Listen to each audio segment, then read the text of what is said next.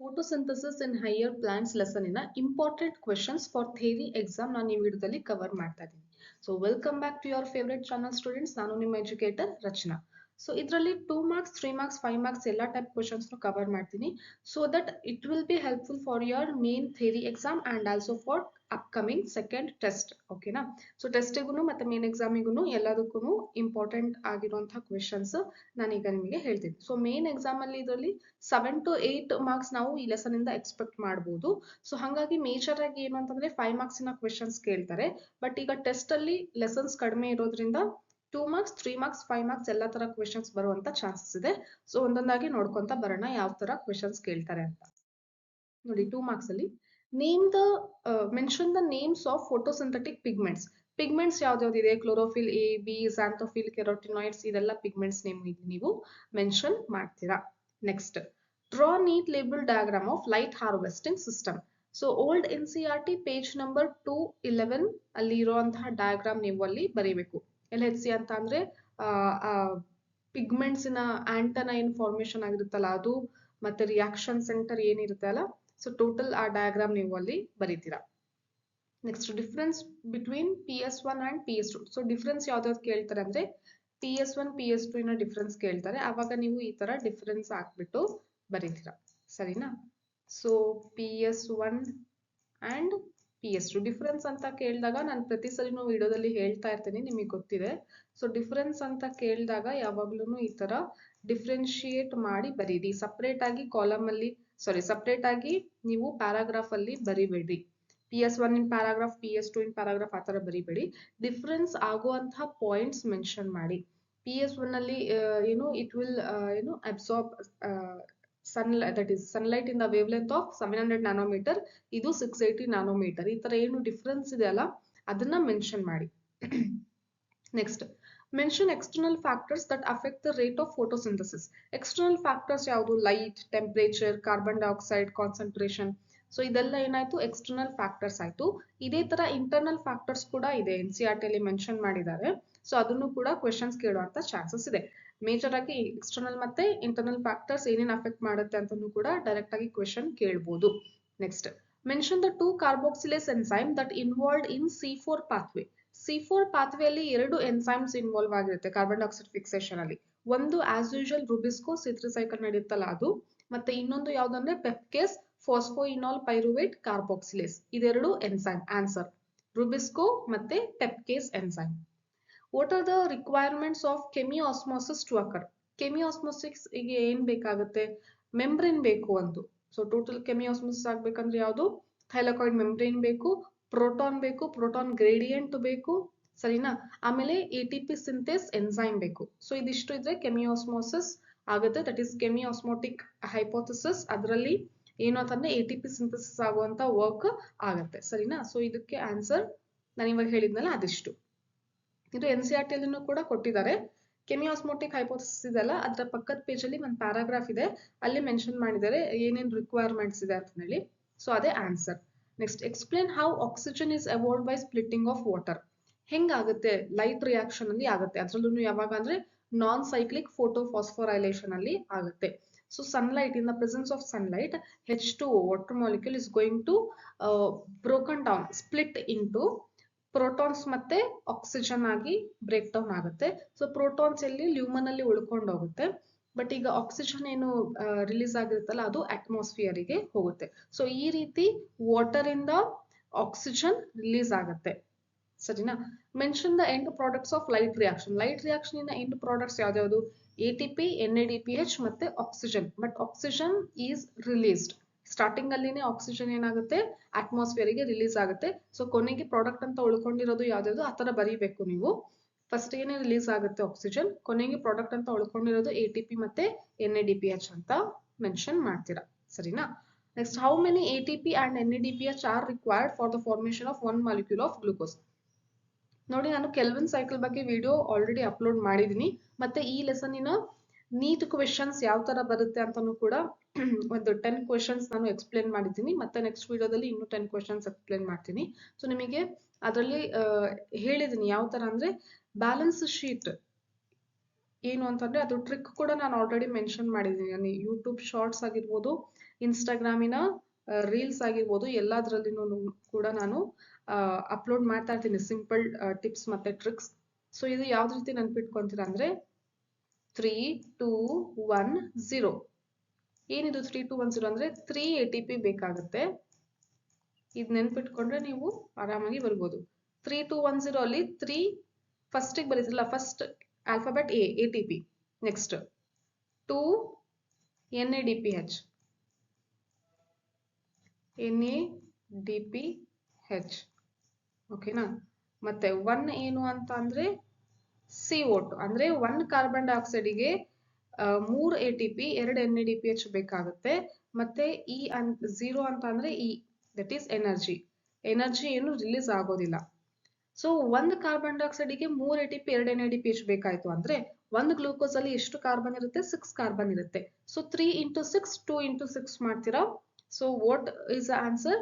18 ATP and 12 NADPH for 1 glucose molecule ಅಂತ ನೀವು ಇಲ್ಲಿ ಆನ್ಸರ್ ಬರೀತೀರಾ. ಸರಿನಾ? Next, what is light harvesting complex? Light harvesting complex ಅಂತಂದ್ರೆ ಏನು? ಹಂಡ್ರೆಡ್ಸ್ ಆಫ್ ಪಿಗ್ಮೆಂಟ್ಸ್ ಇರುತ್ತೆ, ಆಕ್ಸೆಸರಿ ಪಿಗ್ಮೆಂಟ್ಸ್ ಎಲ್ಲವೂ. ಹಂಡ್ರೆಡ್ಸ್ ಆಫ್ ಆಕ್ಸೆಸರಿ ಪಿಗ್ಮೆಂಟ್ಸ್ ಏನು ಅಂತಂದ್ರೆ ಪ್ರೋಟೀನಿಗೆ ಬೌಂಡ್ ಆಗಿರುತ್ತೆ. All these are protein bound accessory pigments. It will form antenna and pass energy. ಸರಿನಾ? So ಇದು light harvesting system. Then what is photo system? Mention its components. Photo system ಅಂತ ಅಂದ್ರೆ ಏನು? Light harvesting system ಜೊತೆಗೆ LHC ಅಂತಂದ್ರೆ ಏನು? Light harvesting system. Clean ಆಗಿ ಬರೀತೀವಿ. ಓಕೆನಾ? So what is photo system ಅಂತ ಅಂದ್ರೆ light harvesting system plus reaction centre. ನೆನ್ಪಿಟ್ಕೊಳ್ಳಿ. ನೀವು ಸುಮ್ಮನೆ ಕುತ್ಕೊಂಡು ಈಗ ನಾನು ಹೇಳ್ತಿರೋದನ್ನ ಕೇಳಿಸ್ಕೊಬಿಡಿ. NCERT ಅಲ್ಲಿ ಮೆನ್ಷನ್ ಮಾಡ್ಕೊಳ್ಳಿ, ಅಥವಾ ನಿಮ್ಮ ನೋಟ್ಸ್ ಇದ್ರೆ ಅದರಲ್ಲಿ ನೀವು ಬರ್ಕೊಂತ ಬನ್ನಿ ನಾನು ಏನೇನು ಹೇಳ್ತಾ ಇದ್ದೀನಿ ಅಂತ. ಯಾಕಂದ್ರೆ ನಾನು ಕ್ವೆಶನ್ಸ್ ಗೆ ಆನ್ಸರ್ ಕೂಡ ಎಕ್ಸ್ಪ್ಲೇನ್ ಮಾಡ್ತಾ ಇದ್ದೀನಿ. LHC ಅಂತ ಅಂದ್ರೆ ಲೈಟ್ ಹಾರ್ವೆಸ್ಟಿಂಗ್ ಸಿಸ್ಟಮ್, ಮತ್ತೆ RC ಅಂದ್ರೆ ರಿಯಾಕ್ಷನ್ ಸೆಂಟರ್. ಇದೆರಡು ಸೇರಿಸಿದ್ರೆ ಏನಾಗುತ್ತೆ? Photo system. So photo system is equal to LHC plus reaction centre. ನೆನ್ಪಿಟ್ಕೊಳ್ಳಿ. Only ATP molecules are produced in cyclic photophosphorylation but not NADPH. ಯಾಕೆ ಅಂತ ಕೇಳ್ತಾ ಇದ್ದಾರೆ ನೋಡಿ. ಸೈಕ್ಲಿಕ್ ಫೋಟೋಫಾಸ್ಫೋರಿಲೇಷನ್ ಆಗೋದು ಸ್ಟ್ರೋಮಾ ಲ್ಯಾಮೆಲ್ಲಾದಲ್ಲಿ. ಸೊ ಸ್ಟ್ರೋಮಾ ಲ್ಯಾಮೆಲ್ಲಾದಲ್ಲಿ ಏನಿಲ್ಲ? NADPH ಸಿಂಥೇಸ್ ಎನ್ಸೈಮ್ ಇಲ್ಲ, ರಿಡಕ್ಟೇಸ್ ಎನ್ಸೈಮ್, ಸಾರಿ, NADPH reductase ಅನ್ನೋ ಎನ್ಸೈಮ್ ಇಲ್ಲ. ಸೊ ಹಾಗಾಗಿ NADPH ನ NADPH ಏನು ಎಲೆಕ್ಟ್ರಾನ್ಸ್ ಅಕ್ಸೆಪ್ಟ್ ಮಾಡ್ಕೊಳ್ಳೋದಿಲ್ಲ. ವಾಪಸ್ ಎಲೆಕ್ಟ್ರಾನ್ಸ್ ಏನಾಗುತ್ತೆ? ಫೋಟೋ ಸಿಸ್ಟಮ್ 1 ಗೆ ಹೋಗುತ್ತೆ. ಹಾಗಾಗಿ ಇದು ಸೈಕಲ್ ಬ್ಯಾಕ್ ಆಗುತ್ತಲ್ವಾ. So that's why it is cyclic photophosphorylation. ಸರಿನಾ? ಸೊ ಏನಂತ ಬರೀತೀರಾ answer? there is lack of NADPH reductase enzyme in stroma lamella where cyclic reaction takes place. So that's why NADPH is not produced. Sarina? So that is the answer. Even though dark reaction is not directly dependent on light, it is indirectly dependent on light. Discuss. ಏನಂತ ಹೇಳ್ತೀರಾ ಇದಕ್ಕೆ answer? Kelvin cycle requires ATP and NADPH for sugar synthesis. But this ATP and NADPH is synthesized in light reaction. Light reaction is light dependent reaction. So dark reaction is not directly dependent on light, but it is depending on the products of light reaction. Light reaction in product ಏನು ಬರ್ತಿದೆ? ATP1 ಬರ್ತಿದೆ, NADPH ಬರ್ತಾ ಇದೆ. ಅದನ್ನ dark reaction use ಮಾಡ್ಕೊಳ್ಳುತ್ತೆ. ಹಾಗಾಗಿ indirect ಆಗಿ light ಮೇಲೆ dependent ಆದಂಗಾಯ್ತು. Indirect ಆಗಿ ಯಾವ್ದ ಮೇಲೆ ಡಿಪೆಂಡ್ ಆದಂಗಾಯ್ತು? ಲೈಟ್ ಮೇಲೆ ಡಿಪೆಂಡ್ ಆದಂಗೆ ಆಯ್ತು. ಸರಿನಾ? ಸೊ ಈಗ ನೀವು ನೋಟ್ಸ್ ನಿಮ್ಮ ಫ್ರೆಂಡ್ ಕಡೆಯಿಂದ ನೋಟ್ಸ್ ನೀವು ಕಾಪಿ ಮಾಡ್ಕೊಂತೀರಾ. ಬಟ್ ಆ ನೋಟ್ಸ್ ನಿಮಗೆ ಕೊಟ್ಟೋರು ಯಾರು? ಟೀಚರ್ ಅಲ್ವಾ. So indirectly you are depending on teacher. But ನೀವು ಹೋಗಿದ್ದಿಲ್ಲ ಸ್ಕೂಲಿಗೆ ಅಂತ ಹೇಳಿ ಯಾರ ಹತ್ರ ಕಾಪಿ ಮಾಡ್ಕೊಂಡ್ರಿ? ಫ್ರೆಂಡಿನ ನೋಟ್ಸ್ ಇಂದ ಕಾಪಿ ಮಾಡ್ಕೊಂಡ್ರಿ. Means you are indirectly depending on teacher but not directly. ಯಾವ ತರ ಕಾಪಿ ಮಾಡ್ಕೊಂಡಿದಿರಲ್ಲ, so you are indirectly depending. So ಈ ತರ ಎಕ್ಸಾಂಪಲ್. ಸರಿನಾ? Next, rubisco has affinity towards both CO2 and oxygen. Discuss. ಇದು ನೋಡಿ, CO2 ಮತ್ತೆ ಆಕ್ಸಿಜನ್ ಎರಡಕ್ಕೂ ಆಕ್ಟಿವ್ ಸೈಟ್ ಇರುತ್ತೆ. ಯಾವುದಕ್ಕೆ? ಎನ್ಸೈಮಿಗೆ. ಯಾವ ಎನ್ಸೈಮ್ ಇದು? ರುಬಿಸ್ಕೋ, ಸರಿನಾ? So this RuBisCO has 2 active site. ಒಂದು ಕಾರ್ಬನ್ ಡೈಆಕ್ಸೈಡ್ಗೆ, ಇನ್ನೊಂದು ಆಕ್ಸಿಜನ್ಗೆ. ಸೊ ಎರಡೂ ಕೂಡ ಹೋಗಿ ಅಟ್ಯಾಚ್ ಆಗಬೇಕು. But this RuBisCO enzyme is having more affinity towards carbon dioxide. ಈಗ ಎರಡು ಸೇಮ್ ಕಾನ್ಸಂಟ್ರೇಷನ್ ಇದೆ ಅಂತ ತಿಳ್ಕೊಳ್ಳಿ. CO2 ಒಂದಿದೆ, ಆಕ್ಸಿಜನ್ ಒಂದಿದೆ, ಸರಿನಾ? ಎರಡೂ ಅದು ಈ ಎನ್ಸೈಮಿಗೆ ಹೋಗಿ ಸಬ್ಸ್ಟ್ರೇಟ್, ಈ ಎರಡು ಸಬ್ಸ್ಟ್ರೇಟ್ ಹೋಗಿ ಜಾಯಿನ್ ಆಗೋದಿಲ್ಲ. ಯಾವ್ದಾಗುತ್ತೆ? CO2. ಬಿಕಾಸ್ ರುಬಿಸ್ಕೋ ಇನ್ನ ಬೆಸ್ಟ್ ಫ್ರೆಂಡ್ ಯಾರು ಅಂತಂದ್ರೆ ಕಾರ್ಬನ್ ಡೈಆಕ್ಸೈಡ್. ಹಂಗೆ ಇನ್ನೊಂದ್ ಸ್ವಲ್ಪ ಕ್ಲೋಸ್ ಫ್ರೆಂಡ್ ಯಾರು ಅಂದ್ರೆ ಆಕ್ಸಿಜನ್, ಸರಿನಾ? So best friend, close friend ಯಾವ್ದು ಚೂಸ್ ಮಾಡ್ಕೊಳ್ಳುತ್ತೆ? So it will choose its best friend. ಓಕೆನಾ? ಸೊ ಯಾವಾಗ್ಲೂ ಇರುವಂತಹ ಏನು ಚೈಲ್ಡ್ಹುಡ್ ಫ್ರೆಂಡ್, ಬೆಸ್ಟ್ ಫ್ರೆಂಡ್ ಯಾರು ಅಂತಂದ್ರೆ ರುಬಿಸ್ಕೋಗೆ CO2. So that's why it will take this CO2. But ಯಾವಾಗ ಕೆಲವೊಂದ್ಸರಿ ಆಕ್ಸಿಜನಿನ ಕಾನ್ಸಂಟ್ರೇಷನ್ ಜಾಸ್ತಿ ಆಯ್ತು CO2 ಗಿಂತ, ಓಕೆನಾ? ಸೊ ಅವಾಗ ಏನಾಗುತ್ತೆ? It will sometimes take this oxygen here. So ಅವಾಗ ಫೋಟೋ ರೆಸ್ಪಿರೇಷನ್ ಆಗುವಂತ ಚಾನ್ಸಸ್ ಇದೆ. ಸೊ ಹಂಗಾಗಿ ಅದನ್ನ ನೀವು ಇಲ್ಲಿ ಬರೀತೀರಾ, ಸರಿನಾ? ಇದು NCERT ಅಲ್ಲಿ ಕೊಟ್ಟಿದ್ದಾರೆ. So it's activity, Rubisco's activity is depending on the concentration of carbon dioxide and oxygen. If carbon dioxide and oxygen is having in both equal amount, then carboxylase activity is seen. Carboxylase activity ಅಂದ್ರೆ carbon dioxide fix ಆಗುತ್ತೆ, ಸರಿನಾ? So ಅದನ್ನ ನೀವು ಇಲ್ಲಿ answer ಬರೀತೀರಾ. 3 marks question ನೋಡಿ ಯಾವ ತರ ಇದೆ.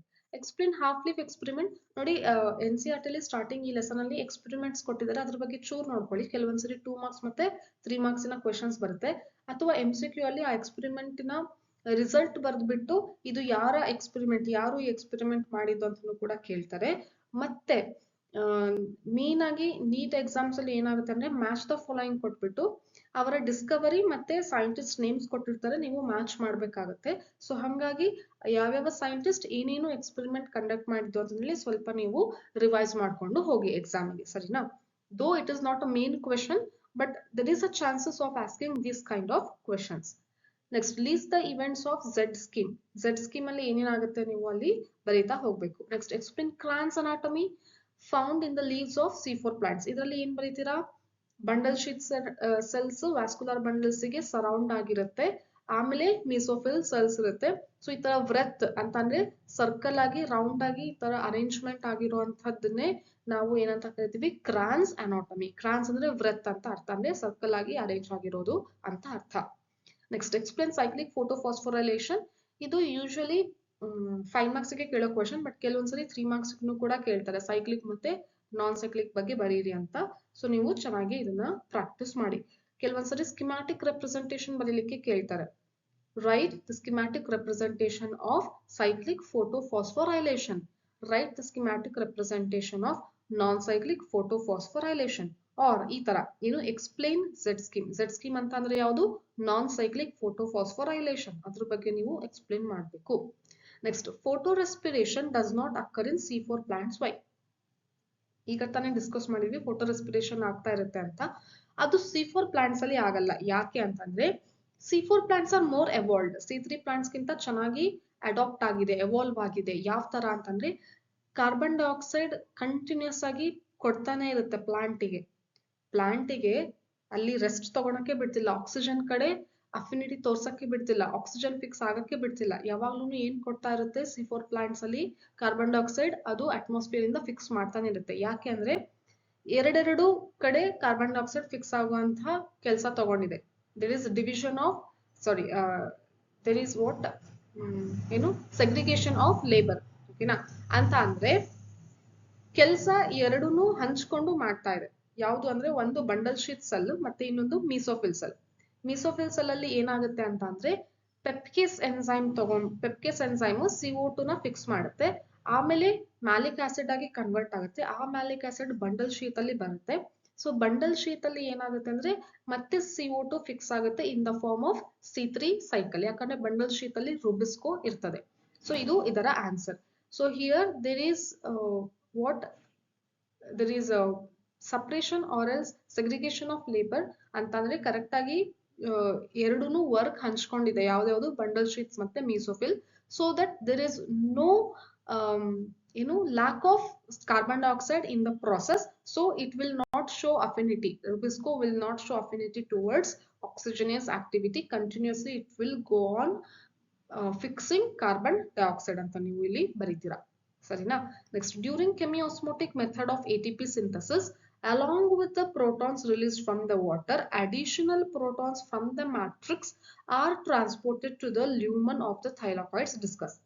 ಯಾಕೆ ಮತ್ತು ಅರ್ಥ ಮಾಡ್ಕೊಳ್ಳಿ question. During chemiosmotic method ATP synthesis along with the protons released from the water. So chemiosmotic method ಅಲ್ಲಿ ಸ್ಪ್ಲಿಟ್ಟಿಂಗ್ ಆಫ್ ವಾಟರ್ ಆಗುತ್ತೆ. chemiosmotic theory pathway is nothing but what cyclic ಮತ್ತೆ ನಾನ್ ಸೈಕ್ಲಿಕ್ ಆಗುವಂತ ಪ್ರಾಸೆಸ್, ಹೌದಾ? ಸೊ ಇಲ್ಲಿ splitting ಆಗ್ತಾ ಇದೆ, water split ಆಗುತ್ತೆ. So water split ಆದಾಗ ಪ್ರೋಟಾನ್ಸ್ ರಿಲೀಸ್ ಆಗುತ್ತೆ. ಸೊ ಈ ಪ್ರೋಟಾನ್ಸ್ ಲ್ಯೂಮನ್ ಅಲ್ಲಿ ಬಂತು ಅಂದ್ರೂ ಕೂಡ ಮ್ಯಾಟ್ರಿಕ್ಸ್ ಇಂದ ಏನು ಲ್ಯೂಮನ್ ಒಳಗಡೆ ಬರ್ತಾ ಇರುತ್ತೆ, ಯೂಶುವಲಿ ದಟ್ ಈಸ್ ಸ್ಟ್ರೋಮಾ, ಸರಿನಾ? ಸೊ ಸ್ಟ್ರೋಮಾ ಇಂದ ಮತ್ತೆ ಲ್ಯೂಮನ್ ಒಳಗಡೆ ಏನ್ ಬರ್ತಾ ಇರುತ್ತೆ, ಪ್ರೋಟಾನ್ಸ್ ಕಂಟಿನ್ಯೂಸ್ ಆಗಿ ಬರ್ತಾ ಇರುತ್ತೆ. ಯಾಕೆ ಅಂತ ಕೇಳ್ತಾ ಇದ್ರೆ, ಯಾಕೆ ಅಂದ್ರೆ ಅಲ್ಲಿ pH ಬ್ಯಾಲೆನ್ಸ್ ಮಾಡ್ಬೇಕಾಗಿರುತ್ತೆ, ಸರಿನಾ? So to balance pH it will it will pump all the protons from stroma to the lumen. lumen ಒಳಗಡೆ ಎಲ್ಲ ಪ್ರೋಟಾನ್ಸ್ ಹಾಕ್ತಾ ಬರುತ್ತೆ. ಸೊ ಹಂಗಾಗಿ ಲೂಮನ್ ಒಳಗಡೆ ಜಾಸ್ತಿ ಪ್ರೋಟಾನ್ಸ್ ಇರೋದ್ರಿಂದ it will form a proton gradient formation ಆಗುತ್ತೆ, ಡಿಫರೆನ್ಸ್ ಕ್ರಿಯೇಟ್ ಆಗುತ್ತೆ, higher concentration and lower concentration ಅಂತ.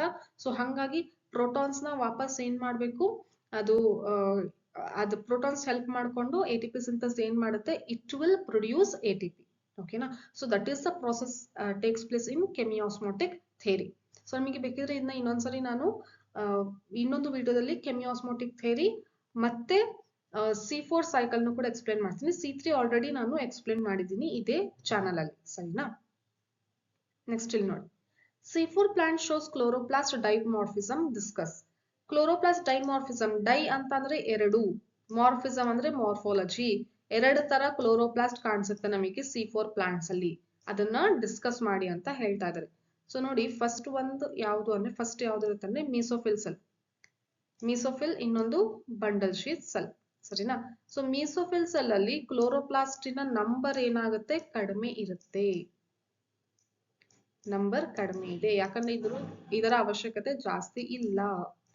ಅದೇ ಬಂಡಲ್ ಶೀಟ್ ಅಲ್ಲಿ ಇದರ ನಂಬರ್ ಏನಾಗುತ್ತೆ, ಜಾಸ್ತಿ ಆಗುತ್ತೆ. ಸೊ ಇಲ್ಲಿರೋದು ಫಸ್ಟ್, ಇದು ಬಂಡಲ್ ಶೀಟ್ ಸೆಲ್, ಸರಿನಾ? ಇದು ಮೀಸೋಫಿಲ್.